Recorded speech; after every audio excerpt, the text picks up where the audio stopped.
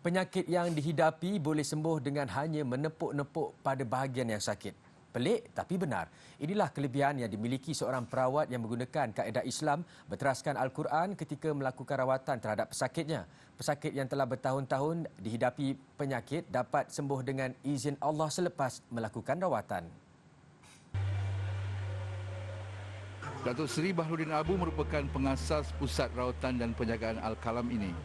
Pusat rawatan yang baru sahaja dibuka sejak Jun tahun lalu menjalankan rawatan terhadap pesakit secara percuma. Pusat rawatan ini turut menempatkan pesakit yang kurang berkemampuan, terdiri daripada golongan asnaf, untuk tinggal secara percuma sepanjang proses rawatan dilakukan.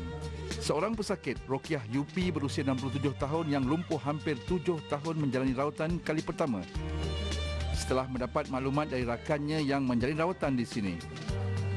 Difahamkan, pesakit telah pun menjalani rawatan secara tradisional di beberapa pusat rawatan lain selain melakukan rawatan di hospital. Setelah melakukan rawatan hampir 10 minit, pesakit mula menunjukkan tanda positif. Apabila boleh menggerakkan tangannya dan 10 minit berselang, pesakit mula berjalan walaupun sukar. Itu pertama sekali kita kena yakinlah, kita sebagai orang Islam tiada ubat yang tak boleh kita cari, sebab kita seorang yang beragama Islam. Jadi kita perubatan Islam tu sudah ada di dalam Al-Quran tu sendiri. Jadi kita tak ada masalah lah. Jadi kita kena yakin. Yang penting kita kena yakin. Bagi seorang lagi pesakit yang mengalami masalah tidak boleh berjalan dan terpaksa menggunakan tongkat, kesakitan yang dialaminya sejak 8 tahun lalu menyebabkannya mendapat rawatan di sini. Dengan kaedah yang sama, perawat menepuk-nepuk pada bahagian yang sakit dan pesakit kemudiannya boleh kembali berjalan tanpa menggunakan tongkat. Siapa-siapa yang nakkan perubahan pada diri, cubalah cara rawatan alternatif ni. Selain daripada hospital, kita boleh campurlah untuk kesihatan kita. Pusat Rawatan Al-Kalam juga turut mengagihkan bantuan berupa barang keperluan harian kepada golongan asnaf yang memerlukannya. Kaedah rawatan saya menggunakan air syifa yang dibacakan melebihi Al-Quran dengan kaedah menggunakan roh.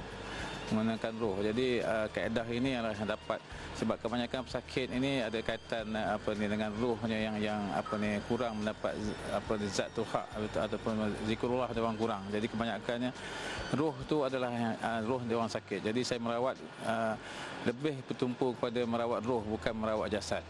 Jadi bila roh tu sihat, insya-Allah jasad itu akan kembali sihat.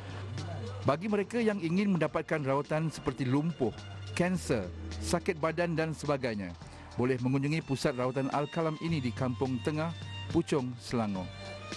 Pelik tapi benar. Kelebihan yang dimiliki oleh Datuk Seri Baharudin Abu, seorang perawat yang merawat pesakit hanya dengan menepuk-nepuk bahagian pesakit yang sakit, langsung tidak masuk akal. Namun kelebihan yang diberikan oleh Allah Subhanahu Wa Taala kepada beliau menyebabkan beliau kini dikunjungi oleh masyarakat setempat.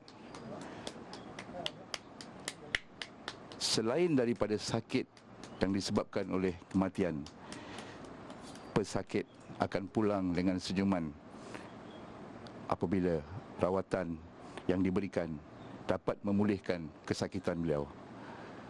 Walau ada setengah daripada mereka yang telah bertahun-tahun mengidap pesakit tersebut.